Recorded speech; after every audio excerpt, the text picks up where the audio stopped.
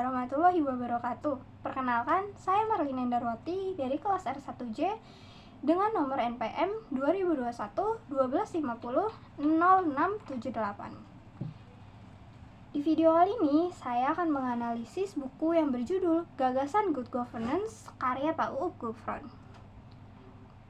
Di buku ini sendiri terdapat 5 bab yang nantinya akan saya bahas secara singkat per babnya. Pertama, saya akan membahas bab 1 yang membahas hakikat manusia dan negara. Di subbab pertama ada fitrah sosial. Dalam pandangan Ghazali, setiap manusia mempunyai fitrah sosial, yaitu fitrah manusia yang selalu ingin berhubungan dengan orang lain untuk mencapai tujuan-tujuan dalam hidupnya. Nah, dari fitrah inilah yang kemudian lahir apa yang disebut masyarakat dan negara. Lalu, saya akan membahas subbab yang kedua, yaitu mengelola negara. Al-Ghazali lebih banyak membicarakan sistem kepemerintahan dalam sudut pandang etika. Etika inilah yang menjadi pijakan utama bagi para penguasa atau pemimpin agar dapat menciptakan kepemerintahan yang bersih dan baik. Lalu, saya akan membahas bab yang kedua, yaitu etika politik. Di subbab pertama, ada pengertian etika politik.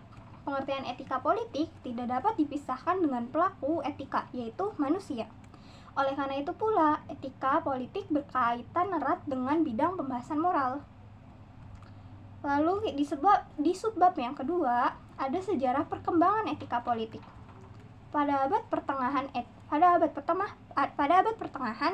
etika bisa dikatakan dianiaya oleh gereja. Namun, sejak kedatangan Islam, Allah memberikan jalan kepada manusia, mana jalan yang benar dan mana yang salah. Allah juga menetapkan keutamaan seperti benar dan adil yang harus dilaksanakan dan menjadikan kebahagiaan di dunia dan kenikmatan di akhirat. Lalu di subbab yang ketiga ada aliran-aliran dalam etika politik. Ada beberapa aliran-aliran dalam etika politik, yaitu diantaranya hedonisme, intuisi, utilitarianisme, vitalitas, dan agama. Lalu di subbab yang keempat ada kekuasaan dan legitimasi. Tanpa adanya legitimasi dari masyarakat, sangat sulit bagi penguasa untuk menjalankan kewenangannya. Lalu, kewenangan tanpa legitimasi penuh masyarakat menyulitkan penguasa dalam menjalankan program dan kebijakannya. Kewenangan merupakan akibat dari hak moral yang timbul sebab adanya legitimasi atau dukungan dari masyarakat. Di subbab yang kelima, ada negara, pemerintah, dan kepemerintahan. Dalam pandangan Al-Marwazi, negara adalah sebuah kesatuan komunitas yang dipimpin oleh seorang khalifah yang memiliki otoritas penuh, baik yang didapat lewat proses suksesi maupun proses pemilihan. Sementara itu, pemerintah adalah pelaksana dari sebuah negara untuk mencapai tujuan berdirinya sebuah negara. Lalu kepemerintahan dapat tercipta dengan baik apabila pemerintah, rakyat, dan sektor usaha sebagai kekuatan yang sinergi dan saling mendukung. Namun, sebaliknya, kepemerintahan menjadi buruk jika salah satu dari kekuatan tersebut tidak bersinergi satu sama lain, yang berakibat pada gagalnya proses penyelenggaraan kepemerintahan. Lalu saya akan membahas bab 3, yaitu negara dan kepemerintahan. Di subbab yang pertama, ada unsur-unsur dalam suatu negara. Oppenheim-Lauterpacht mengemukakan secara singkat unsur-unsur yang harus dipenuhi oleh negara, yaitu harus ada rakyat, harus ada daerah, harus ada pemerintah, dan harus ada kemampuan untuk mengadakan hubungan dengan negara lain.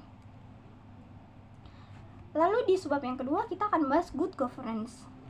Secara etimologi, istilah good governance dapat diartikan sebagai pengelolaan atau penyelenggaraan yang baik, kepemerintahan yang baik, dan berwibawa.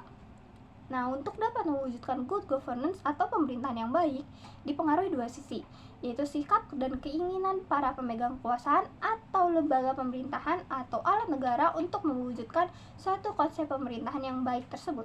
Saya akan membahas bab keempat, yaitu gagasan primer tentang politik. Di subbab pertama ada kepemimpinan. Keberadaan seorang pemimpin atau khalifah tentu sangat penting, bahkan Allah mengharuskan kita menaatinya. Tentu saja setelah kita taat kepada Allah dan Rasulullah. Dan taat kepada pemimpin itu hukumnya wajib. Dalam hal kepemimpinan pun, Nabi Muhammad menyatakan bahwa setiap orang adalah pemimpin dan setiap orang akan dipertanyakan atau dipertanggungjawabkan atas tugas kepemimpinannya. Minimal, ia adalah khalifah untuk dirinya sendiri atau untuk keluarganya. Di kepemimpinan ada syarat kepala negara. Sebenarnya ada 10 syarat yang Al-Ghazali kemukakan untuk menjadi kepala negara. Namun hanya ada 4 syarat yang dianggap paling representatif agar dapat menciptakan kepemerintahan yang kuat, yaitu diantaranya ada najah yang berarti kuat dan berwibawa, kifayah yang berarti kompeten, waro yang berarti bersih, dan ilmu yang berwawasan luas. Selain 4 syarat yang tadi sudah disebutkan, Al-Ghazali menambahkan syarat lain yang harus dimiliki oleh seorang kepala negara, yakni kepala negara tidak terlibat urusan perdagangan. Lalu ada pemilihan kepala negara. Al-Ghazali berpendapat bahwa mengangkat seorang pemimpin negara atau khalifah tidak berdasarkan rasio, melainkan wajib syariat. Karena tugas utama khalifah adalah dalam memelihara syariat. Al-Ghazali juga mengatakan bahwa kekuasaan kepala negara tidak datang dari rakyat, tetapi dari Allah, yang diberikan hanya kepada sejumlah kecil hamba pilihan. Di subbab kedua ada administrasi negara. Administrasi negara adalah proses sekaligus struktur pemerintah yang keduanya tentu saja tidak bisa dipisahkan, baik proses maupun struktur pemerintahan. Di administrasi negara ada lembaga negara. Al-Ghazali menekankan adanya lembaga eksekutif, legislatif, dan yudikatif. Ketiga lembaga negara penting ini dijabarkan Al-Ghazali sebagai berikut. Pertama, lembaga yang disebut Majelis Musyawarah. Kedua, lembaga yang disebut Dewan Mahkamah. Dan yang ketiga, lembaga yang disebut Dewan Menteri atau Diwan Al-Wuzarah. Tugas dan tujuan lembaga negara atau kepemerintahan dalam pandangan Al-Ghazali adalah lembaga yang memiliki kekuasaan dan menjadi alat melaksanakan syariat, mewujudkan kemaslahatan rakyat, menjamin ketertiban dunia, dan urusan agama. Lalu ada peraturan perundang-undangan. Al-Ghazali juga merinci 3 perundang-undangan atau UU yang harus berlaku di tengah masyarakat dan negara yang menjadi wilayah kerja yang ditangani oleh Dewan Mahkamah. Di antaranya ada hukum Tuhan, hukum moral, dan hukum negara. Lalu ada partisipasi publik. Partisipasi publik sangat penting dalam upaya menumbuhkan kesadaran cinta negara. Kepemerintahan yang baik adalah sistem mengikutsertakan publik sebagai subjek negara dan bukan objek negara. Masyarakat diikutsertakan dalam membangun dan mengembangkan negara sebagai kepemilikan bersama. Lalu di subbab ketiga ada birokrasi. Birokrasi atau Al-Diwan adalah sekelompok orang yang bekerja untuk administrasi negara dan pelayanan publik dalam sebuah negara. Barometer pelayanan yang baik dalam birokrasi bisa tercipta apabila birokrasi tersebut memiliki keterbukaan atau transparansi, efektif, efisien, kesetaraan, dan berorientasi ke depan. Lalu di subbab keempat ada pelayanan publik. Agar birokrasi dapat memberikan pelayanan yang baik untuk rakyatnya, maka Al-Ghazali membagi 4 hal penting yang harus dikerjakan oleh para birokrat, yaitu pertama, waktu untuk beribadah kepada Allah. Kedua, waktu untuk mengurus kepemerintahan dalam berbagai bidang. Ketiga, waktu untuk makan dan tidur. Dan yang keempat, waktu untuk olahraga. Lalu di subbab yang kelima ada etika kepemerintahan. Terkait etika kepemerintahan, Al-Ghazali menyebutkan bahwa agar para pegawai pemerintahan dapat menjalankan pelayanan yang baik kepada publik, maka semua pegawai, pejabat teras, hingga kepala negara harus diikat dengan etika atau moral, yang dalam konteks modern disebut kode etik profesi. Kode etik sendiri dapat diartikan pola aturan, tata cara, dan pedoman etika dalam melakukan sesuatu kegiatan atau pekerjaan. Lalu kita masuk ke bab kelima, yaitu prinsip-prinsip good governance. Di subbab yang pertama adalah sesuai kompetensi. Menurut Al-Ghazali, para penguasa atau pemerintah harus memiliki kompetensi sesuai dengan jabatan yang mereka emban. Dalam pandangan Al-Ghazali, ada beberapa profesi dalam sistem kerja kepemerintahan yang harus menuntut prasyarat agar terciptanya kepemerintahan yang profesional dan kompeten sehingga terciptanya kepemerintahan yang baik. Di antaranya profesi tersebut pertama ada kepala pemerintahan atau khalifah, kedua ada menteri atau wazir, ketiga ada sekretaris, keempat hakim, kelima tentara, dan yang terakhir keenam pegawai negeri. Di subbab kedua ada berlaku adil. Menurut Al-Ghazali, keadilan memiliki manhaj umum dan memiliki manhaj khusus, meliputi keadilan dalam bermuamalat, keadilan dalam hukum, keadilan dalam keuangan, dan keadilan dalam hak-hak manusia. Di subbab yang ketiga ada gaya hidup sederhana. Kesederhanaan dalam hidup akan lahir manakala seseorang sudah dapat hidup dengan qanaah atau menerima padanya. Al-Ghazali menyebutkan bahwa seorang pegawai negeri atau pejabat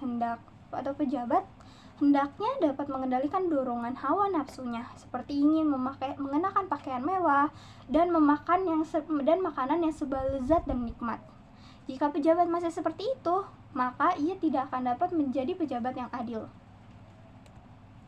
Lalu di subbab yang keempat ada berperilaku jujur. Al-Ghazali memandang bahwa semua pejabat negara dan kepemerintahan harus memiliki sifat jujur dan amanah. Karena sifat ini menurut Al-Ghazali adalah moral politik, sebab dia memandangnya sebagai suatu sifat yang harus dimiliki oleh masing-masing petugas kepemerintahan, supaya berlaku jujur dalam menjalankan tugas yang diamanatkan kepadanya. Lalu di subbab yang kelima ada bertindak responsif. Seorang penguasa dan pejabat dalam sebuah kepemerintahan haruslah memiliki daya tanggap yang baik atas apa yang terjadi di tengah rakyatnya. Al-Ghazali memandang bahwa sebuah kepemerintahan yang baik pasti tahu persis apa yang dihendaki rakyatnya, sehingga tidak mengabaikan hak-hak dasar warga baik sebagai individu maupun sebagai warga dalam sebuah negara. Lalu di subbab yang keenam ada rendah hati dan tulus. Al-Ghazali menekankan bahwa seorang pemimpin dan pejabat, bahkan pegawai kepemerintahan harus memiliki sifat rendah hati. Karena dengan sifat ini bisa membentengi diri dari pemusuhan dengan rakyatnya dan orang di sekitarnya. Dan juga sifat rendah hati merupakan sifat para nabi yang harus diteladani dan dimiliki oleh para penguasa, pejabat, hingga pegawai pemerintahan. Lalu di subbab yang terakhir ada lemah lembut kepada rakyat. Al-Ghazali menekankan agar para pejabat negara tidak bertindak keras. Yang dimaksud bertindak keras ini adalah hilangnya keramahan dan hati yang lembut dalam mengurusi rakyat. Pejabat negara tidak boleh beringas, kasar, dan otoriter. Tidak boleh pejabat negara menggunakan kekerasan dalam mengelola negara. Baik, cukup sekian pembahasan saya tentang buku gagasan Good Governance karya Pak Uwup Gufron. Mohon maaf bila ada banyak kesalahan. Sekian dan terima kasih. Wassalamualaikum warahmatullahi wabarakatuh.